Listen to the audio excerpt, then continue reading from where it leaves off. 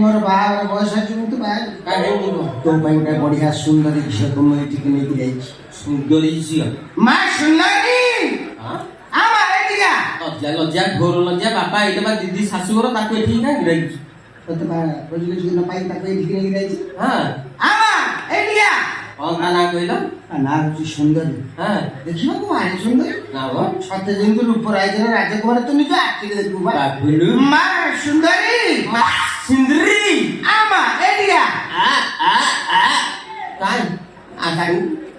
ଯେତେ ଡାକିଲେ ସେ ଆସିବ। ତୁ ଡାକିଲେ ଆସିବ। ଗୋଟେ ଅପରିଚିତ ଟା ଡାକୁଛୁ ତୁ ଫସେଇ ଦେଇଛୁ ତାକୁ। ଫସେଇଛୁ ତୁ ଡାକିଲେ ଆସିବ। ମା ସୁନ୍ଦରୀ ଯାଉଛି ଯାଉଛି ଫସେଇ ଯିବ ଆମ କହିଲୁ।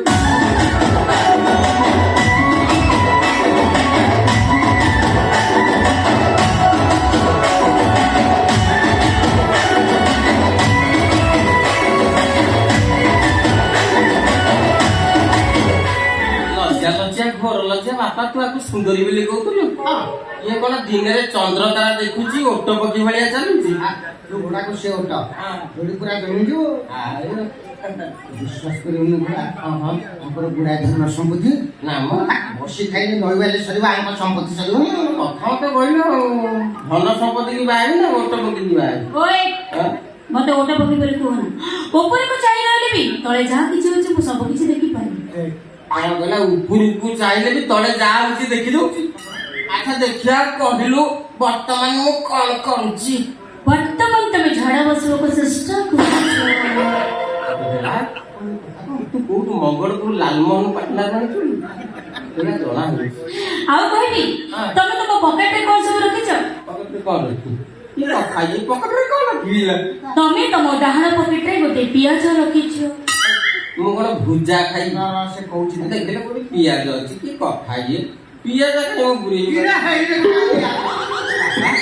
ବାପା ମୁଁ ତ ପର୍ସ ରଖିଥିଲି ପିଆଜ ହେଲା କେମିତି? ଆଉ କହିବି ତମେ ତମ ବାଁ ପକେଟରେ କଣ ରଖିଛ?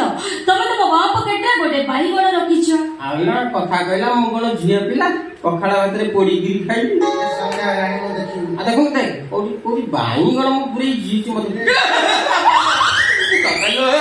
ସେଇଟା ବାଇଗଣ ହେଲା କେମିତି? ସେଇଟା ମାନେ ତୋ ପର୍ସଟା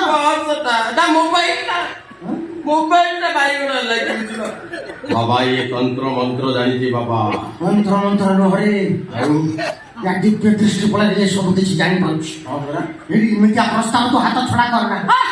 ରାଖ ତମ ପ୍ରସ୍ତାବ। ତମେ ଓ ପୁଅ ମତେ କଣ ବୋଲି ଭାବୁଛ କି? ତମେ କଣ ଭାବୁଛ ମୁଁ ଗୋଟେ ଜୈତ୍ୟ ଘର ଛୁଆ ନା କଣ? ନା ତ ବେଣୀରୁ ଜଣା ପଡୁଛି। ନା ମୋର ଖାନଦାନ ବୋଲି କିଛି ନାହିଁ। ଆମର ପୁରା 12ଟା ବସ୍। କୋଉଠି ଚାଲିଛି ପାଣି କୋଇଲି କୁଆଛା 13ଟା କାର 14ଟା ଟ୍ରାକ୍ଟର ଆଉ 15ଟା ପାୱାର ଟିଲର। ବାପାଙ୍କର କେତେ ଜମି ଚାଷ ହଉଛି? ତାଙ୍କର ଜମି ଚାଷ ହଉନି ଆଉ କଣ ହଉଛି? ପାହାଡ ଚାଷ ହଉଛି। ହଁ ପୁରା ଜଣା ପଡୁଛି। 15 ପାୱାର ଟିଲର ଆମ ଧନ ସମ୍ପତ୍ତି ବିଷୟରେ ଶୁଣୁଛୁ କି? ବାପା ଶୁଣ ତ ଗୋଟେ କଥା କହିବି ମୋ ମା ତ ମରିଯାଇଛି ବୁଝୁନି ନା ମୋ ମା ଛୋଟ ହେଇଯାଇଛି ମାଲ ବଢିଆ ତୁ ବାହାରିବ। ତମେ ବାପା ମତେ କଣ ବୋଲି ଭାବୁଛ କି? ଘଣ୍ଟା ହେଲେ ଟ୍ୟୁସନ କରି ଚାଲିଛ ମିଷ୍ଟର ମାଧବ ମହାନ୍ତି। ତମ ପୁଅ କଣ ମତେ ବାହା ବୋଲି ମନା କରୁଛି? ମୁଁ କଣ ତମ ପୁଅ ପର୍ଯ୍ୟନ୍ତ ବାହା ପାଇଁ ରାଜି ହେଲେଣି? ଇତିହାସରେ ମୁଁ ପିଜି କରିଛି। ବାହା ହେବି ତ ଇଣ୍ଟରଭ୍ୟୁ ନେଇକି ବାହା ହେବି ନା। ଆଣ୍ଡରେ ଯୋଉ କୁଣ୍ଡଳି ଅଛି ଜଣା ପଡୁଛି ପିଜି କରିଛି। ଇଣ୍ଟରଭ୍ୟୁ ନବୁ? ୟେସ୍। ହଉ ହଉ ଇଣ୍ଟରଭ୍ୟୁରେ ପାସ୍ କଲେ ବାହା ହବୁ ନହେଲେ ଫେରିଯିବୁ ତ। ଦେଖିବା ଇଣ୍ଟରଭ୍ୟୁ ନେଇ କଣ ନବୁ? ଇଣ୍ଟରଭ୍ୟୁ ଆରମ୍ଭ। ପ୍ରଥମ ପ୍ରଶ୍ନ ଆଚ୍ଛା କହିଲେ ଦେଖିବା ଓଡ଼ିଶାର ରାଜଧାନୀର ନାଁ କଣ? ଆମ ଓଡ଼ିଶାର ରାଜଧାନୀ ବେଲପୁରୀ। ମାଇକୁ ଭୁଲ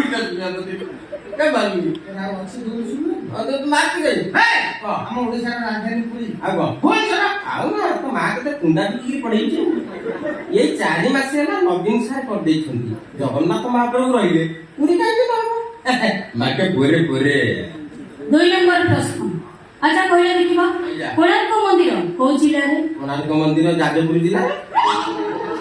କୋଣାର୍କ ମନ୍ଦିର ଯାଜପୁର ଜିଲ୍ଲାରେ?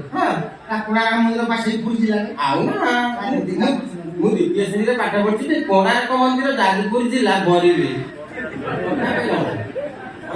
3 ନମ୍ବର ପ୍ରଶ୍ନ ଏଇଟା ହଉଛି ମୋର ଶେଷ ପ୍ରଶ୍ନ। ଆଚ୍ଛା କହିଲେ ଦେଖିବା ଓଡ଼ିଶାର ବିଧାନସଭାକୁ କେତେ ଜଣ ବିଧାୟକ ନିର୍ବାଚିତ ହୋଇକି ଆସନ୍ତି? ଓଡ଼ିଶାର ବିଧାନସଭାକୁ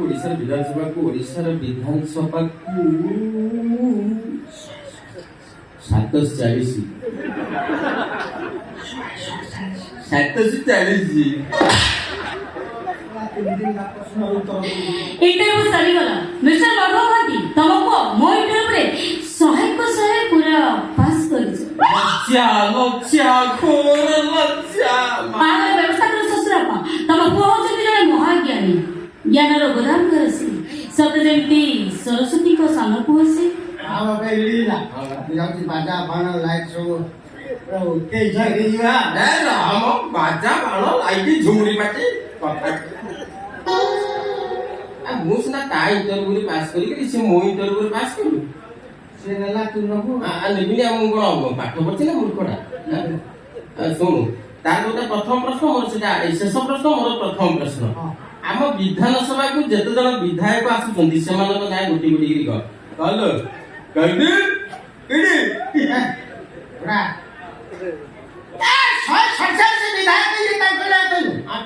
କଣ? ଏତେ ପାଠ ଦେଖଉଥିଲା କହିବନି। ତାର ଗୋଟେ ଦ୍ୱିତୀୟ ପ୍ରଶ୍ନ, ମୋର ସେଟା ଦ୍ୱିତୀୟ ପ୍ରଶ୍ନ। ଆମ କୋଣାର୍କ ମନ୍ଦିରକୁ ଯୋଉ 1200 ବଢେଇ ତିଆରି କରିଥିଲେ ସେମାନଙ୍କ ନାଁ କହିବ, ଧରମା ମା ନାଁ କହିବ। ପ୍ରଶ୍ନ ପଚାରୁଛ 1200 ବଢେଇ ଧର୍ମା ବୋଉ କହିବନି ମା ହେଇଯିବ। ମୋର ଲାଷ୍ଟ ପ୍ରଶ୍ନ, ଆମ ରାଜଧାନୀରେ ଭୁବନେଶ୍ୱରରେ ଯେତେ ସବୁ ନାରୀ ଅଛନ୍ତି ସେମାନଙ୍କ ନାଁ ଗୋଟି ଗୋଟି କହ। ଆମ ଭୁବନେଶ୍ୱରରେ 15 ଲକ୍ଷ କି 20 ଲକ୍ଷ ନାରୀ ବାସ କରୁଛନ୍ତି। ସମସ୍ତଙ୍କ ନାଁ କହିବନି ତ, ତା ସହିତ ମୋର ବାହାଘର ହେଇପାରିବନି।